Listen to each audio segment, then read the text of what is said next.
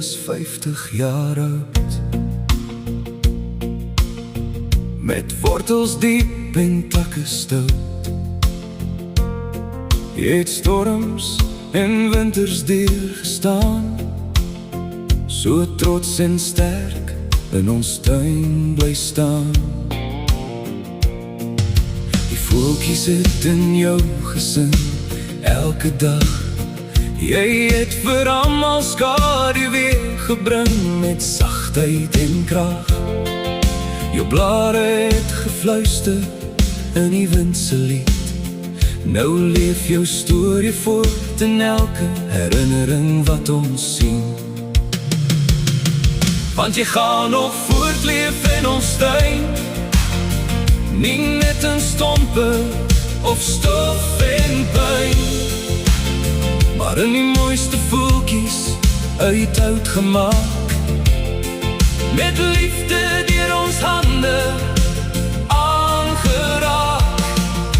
Die diere gaan die hele tuin vol staan, soos klein herinneringe wat nooit vergaan.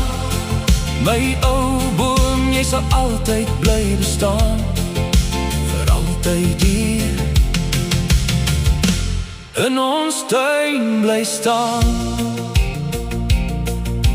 Elke stuk hout dra nou jou naam, elke kerf hou jou geheime saam. Ons maak iets mooi uit elke deel, want jou lewe was eenvoudig te veel werd om te steel. Die wind waai nog deur die leerplek, maar jou liefde in die tuin het nooit weggetrek. Nou dans die son oor hout en steen, en elke voeltjie laat jou weer leef om ons heen. En as die kinders eendag vra, wie het hierdie mooi voels gemaak daar, sal ons glimlag en saggies sê, dis ons ou boom wat steeds hier leef. Ja, jy gaan voortleef in ons tuin, tussen blomme, sonlig en jasmijn, met oud voeltjies wat stories sing, van liefde wat tyd nooit kan vernietig.